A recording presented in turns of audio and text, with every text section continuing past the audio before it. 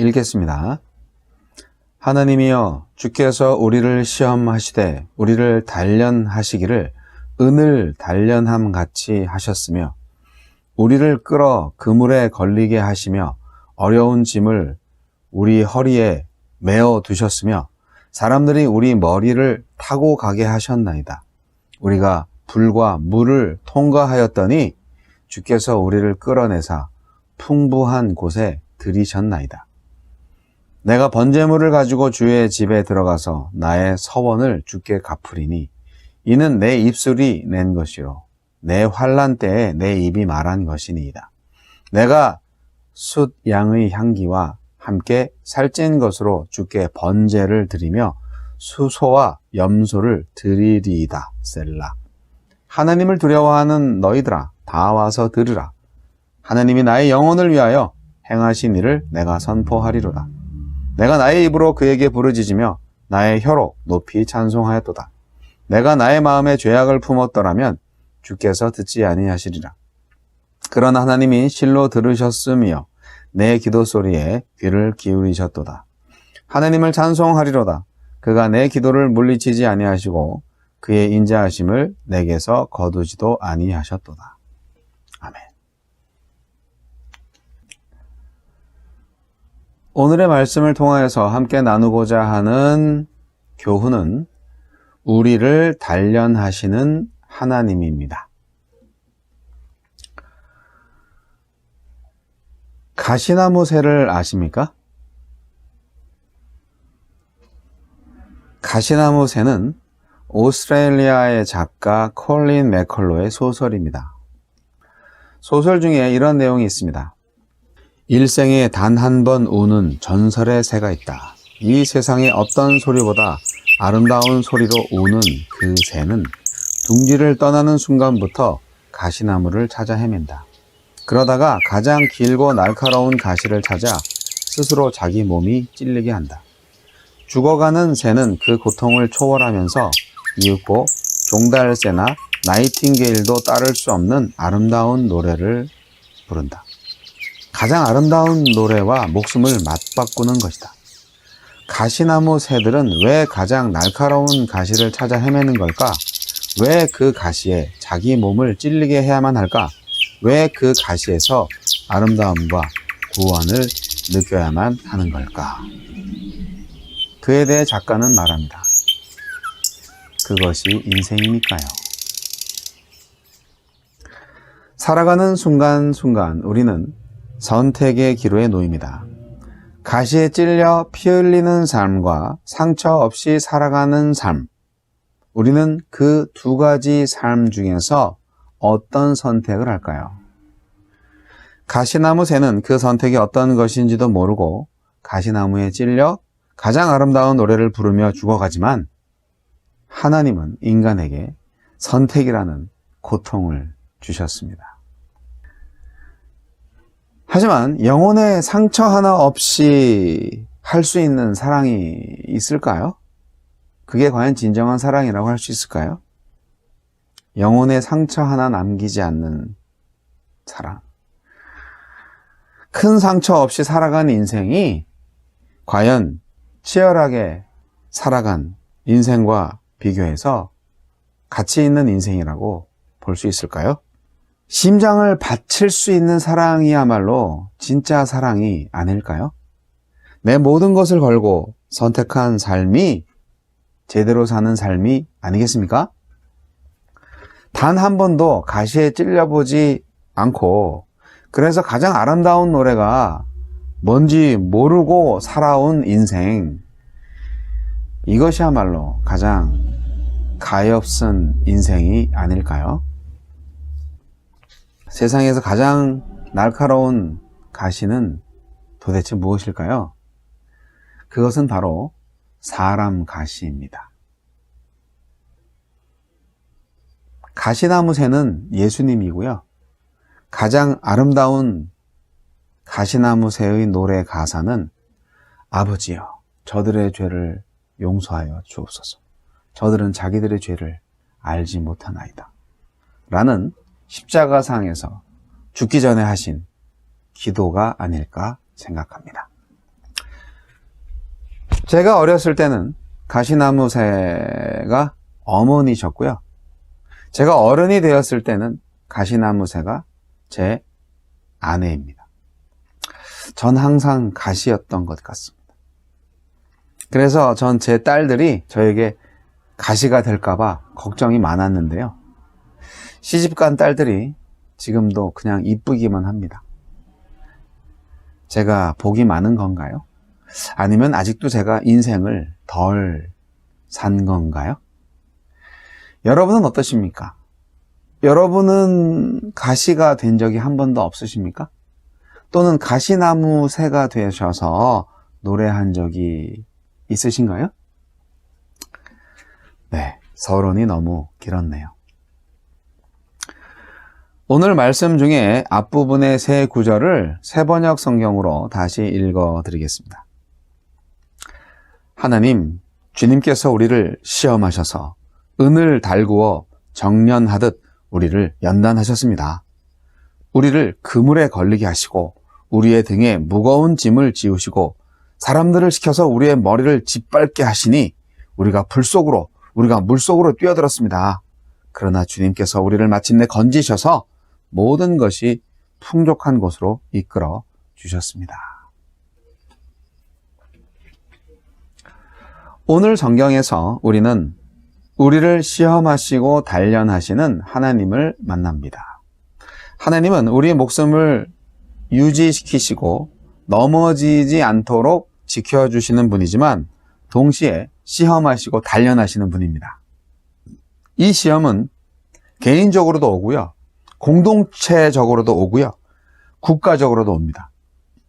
요즘은 코로나 바이러스로 인하여서 전 세계가 시험을 당하고 있죠. 하나님이 우리를 시험하는 것이 마치 은을 단련하듯이 하신다고 하는데요. 이 단련한다는 것은 어떤 금속의 순도를 측정해서 불가마에 집어넣어서 그 금속의 잡성분을 제거하는 일을 가리킵니다.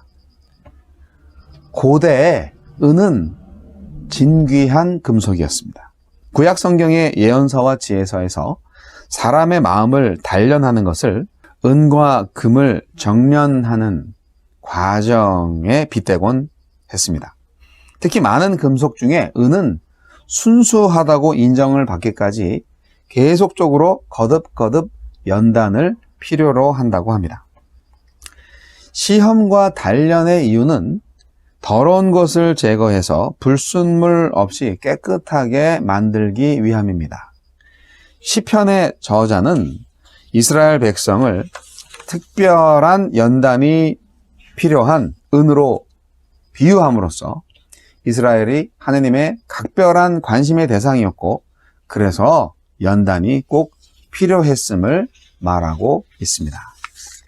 결국 이것은 이스라엘 백성들이 이방인들에게 의해서 잠시 고통을 당한 게 그들보다 순수하게 만드시라는 하나님의 위대한 뜻에 따른 것이었음을 알게 해주는 것이죠.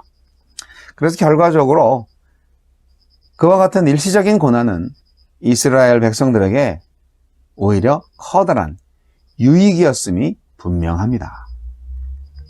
이스라엘 백성들은 그들 머리 위로 말이나 병거를 탄 사람들이 지나가게 한 것과 같이 엄청나게 고통스럽고 수치스러운 시련을 겪었습니다.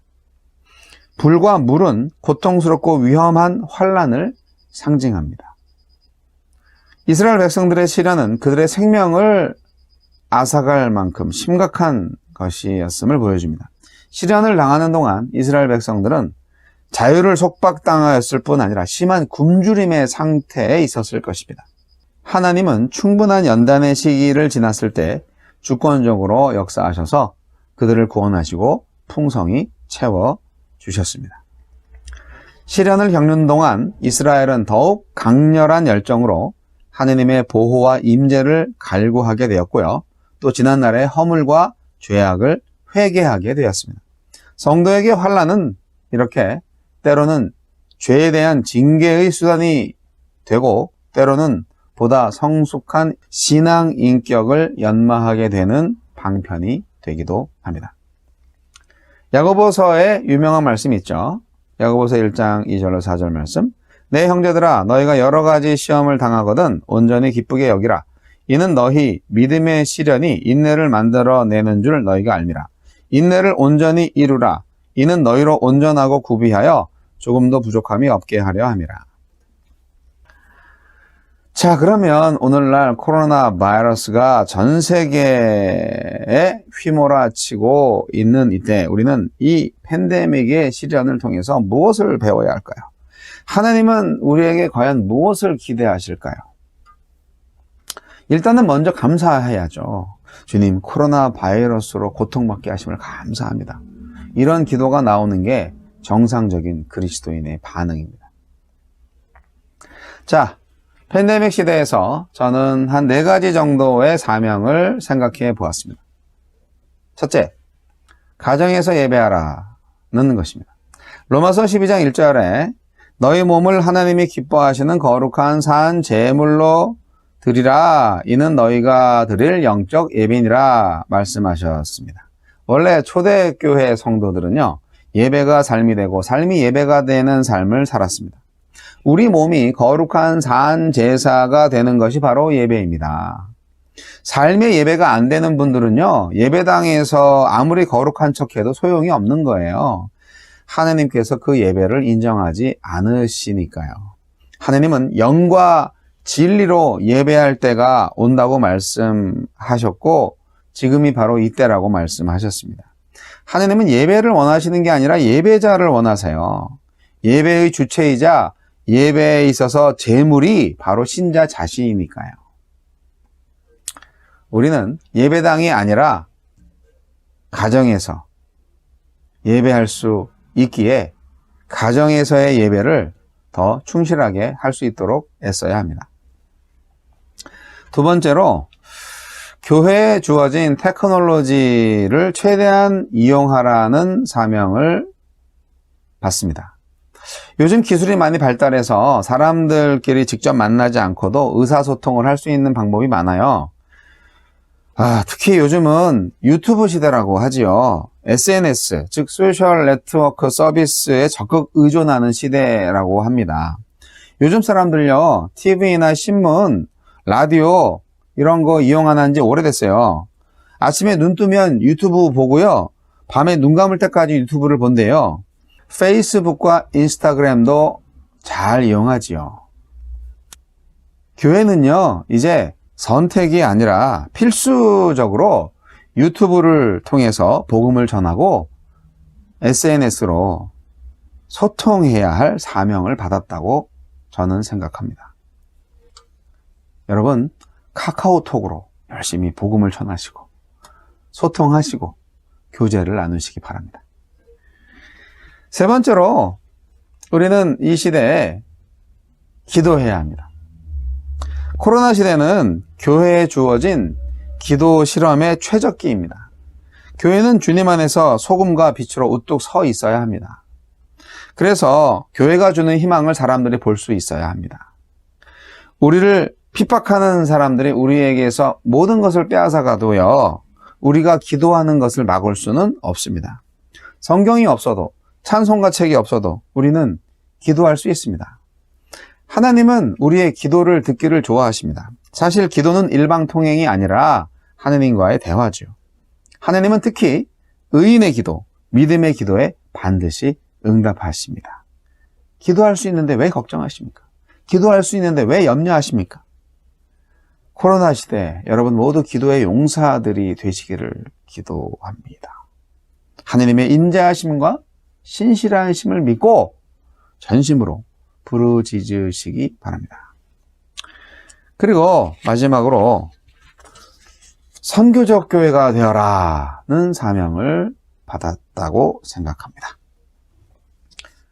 선교적 교회란 선교사를 많이 보내는 교회를 말하는 게 아닙니다. 교회는 원래 선교적인 존재입니다. 우리는 그동안 교회를 잘못 알고 있었습니다. 예배하기 위해서 모이는 건물이 교회라고 생각하시는 분들이 아직도 많이 있습니다. 교회는 사람입니다. 신약성서에 교회 건물이 전혀 나오지 않습니다. 교회란 말이 헬라어로 에클레시아인데 이 단어는 부름받은 사람들의 모임이라는 뜻을 가지고 있을 뿐 건물을 의미하는 말로 사용된 적이 전혀 없습니다. 왜 예배당에서만 모이시나요? 가정에서, 직장에서, 사업장에서 어디서든 신자들이 모이면 바로 그것이 교회입니다. 우리 몸이 성전이고 우리 중에 하느님의 나라가 있는데 왜 예배당에 모이지 못한다고 그렇게 아우성인지 모르겠습니다. 하느님이 예배당 안에만 계신가요? 우리가 세상 사람들에게 복음을 전하는 이유는 그들이 예수 믿고 구원받게 하기 위해서만이 아닙니다.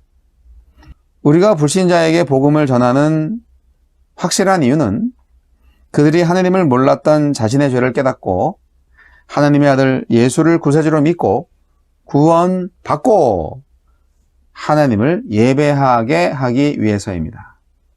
구원만 받으면 안 되고요.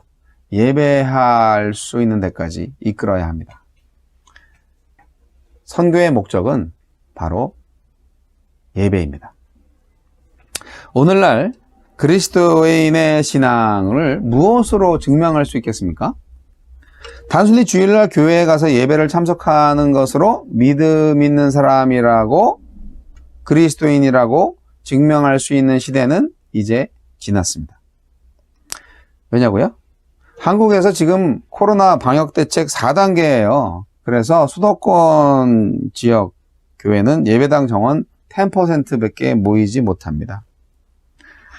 거의 모두가 비대면 예배를 할 수밖에 없는 상황이에요. 저도 참 처음에 힘들었죠. 유튜브를 보면서 집에서 예배한다? 이게 예배가 되겠습니까? 저도 손바닥만한 휴대폰 쳐다보면서 예배를 하려니까요. 참 기가 막히더라고요. 하지만 이제 수많은 교인들이 예배당에 안 가고 TV나 휴대폰을 통해서 예배를 한 지가 벌써 2년이 다 되어가고 있습니다. 사실 그래서 알곡과 가라지가 확실히 구분이 되었죠. 어떤 분들은 예배당에 가서 대면 예배를 갈망하는 분들이 있는가 하면 어떤 사람들은 예배당에 안 가고 편안한 장소에서 편안한 시간에 편안한 자세로 예배할 수 있어서 참 좋다고 하는 사람들이 있습니다. 누가 예배를 갈망했는지, 누가 억지로 예배당에 앉아서 예배하는 척했는지 모두가 알게 되었죠. 자, 코로나 시대에 하나님이 저와 여러분에게 가장 원하시는 게 무엇일까요? 하나님은 어제나 오늘이나 내일이나 동일하게 당신의 자녀들에게 원하시는 게 있습니다. 이제까지 주일 성수 운운하면서 예배당에서 예배하는 것보다 더 중요한 예배가 있어요. 한마디로 말씀드리면 하나님은 우리에게 예배 의식보다 참 예배의 삶을 원하신다는 사실입니다. 예배란 게 뭔가요? 하나님을 높이는 것이죠. 무엇으로 하나님을 높일까요? 바울 사도는 고린도 교회에게 먹든지 마시든지 무엇을 하든지 다 하나님의 영광을 위하여 하라고 고린도전서 10장 31절에 권고했습니다. 결국 일상생활이 하나님께 영광이 되어야 한다는 말씀이죠. 우리의 일상생활이 거룩과 진리의 삶이 될 때 비로소 하나님이 영광을 받으십니다. 참된 예배자는 삶으로 예배하는 자입니다. 그런데 하나님은 거룩한 분입니다. 하나님은 공의의 하나님이시고 사랑의 하나님이십니다. 따라서 우리에게 회개하지 않은 죄가 남아있다면 우리는 기도할 수 없고 예배할 수 없는 것이죠. 오늘 본문 18절 말씀, 내가 나의 마음에 죄악을 품었다라면 주께서 듣지 아니하시리라고 하신 것처럼요. 우리는 예수 그리스도의 피와 이름을 의지해서 죄사함 받고 의롭게 된 존재들입니다. 끊임없이 우리의 몸과 행실을 거룩하고 정결하게 은을 단련하듯이 잘 간수해야 되지 않겠습니까? 정직과 공의가 그리스도인의 사회생활의 기본이 되어야 합니다. 그리고 우리가 서로 사랑하지 못하면 하나님을 예배할 자격이 없어요. 예수님께서 요한복음 13장 34절에 우리에게 서로 사랑하라고 세 계명을 주시지 않았습니까? 요한 사도는 형제를 사랑함으로 구원받는다고 형제를 미워하는 자는 영생을 얻지 못한다고까지 말씀을 했습니다. 말과 혀로만 사랑하지 말고 행함과 진실함으로 하라고 했지요. 요한일서 4장 20절에는 누구든지 하느님을 사랑하라고 하면서 그 형제를 미워하면 이는 거짓말하는 자니 보는 바 그 형제를 사랑하지 아니하는 자는 보지 못하는 바 하느님을 사랑할 수 없니라고 말씀하셨습니다. 하나님이 우리를 세상에 보내십니다.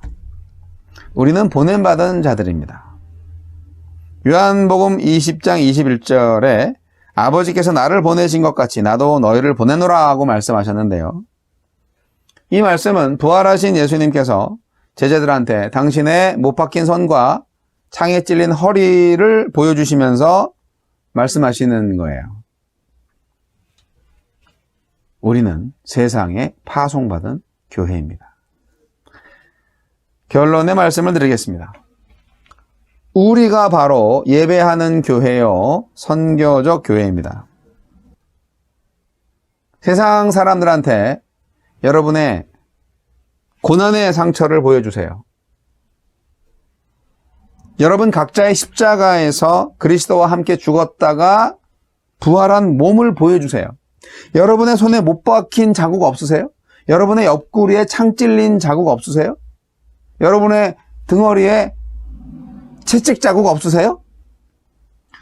불의한 세상에서 정직하게 살려고 애쓰다가 얻은 상처 한두 개씩 갖고 있지 않으십니까? 이제 코로나 시대에 더욱 고통받는 이웃들을 돌아보시기 바랍니다. 교회가 세상의 희망이 되어야 합니다. 세상에 보냄을 받았는데 우리끼리 예배당에만 모여있다가 흩어지는 일들을 얼마나 많은 세월 반복했습니까? 오늘 시편은 우리에게 제안합니다. 16절 17절 하나님을 두려워하는 너희들아 다 와서 들으라. 하나님이 나의 영혼을 위하여 행하신 일을 내가 선포하리로다. 내가 나의 입으로 그에게 부르짖으며 나의 혀로 높이 찬송하도다. 우리도 이렇게 해야 됩니다. 시편 기자는 하나님이 어떻게 나를 구원하셨는지 만민에게 증거하고 하나님께 부르짖어 기도하며 소리 높여 찬송하였다고 노래합니다. 오늘의 시편이 바로 저와 여러분의 노래가 되기를 소망합니다. 찬송은 입으로만 하는 게 아니에요. 우리의 선한 삶이 하나님께 찬양과 예배가 됩니다. 우리의 거룩과 정직, 용서와 친절이 하나님께 찬송이 됩니다. 우리 교회가 삶으로 예배하는 선교적 교회가 되시기를 주님의 이름으로 축복하며 기도합니다. 기도하시겠습니다. 사랑의 주님, 코로나 바이러스로 인해서 우리가 고통받게 하시고 시련 속에 있게 하심을 감사합니다.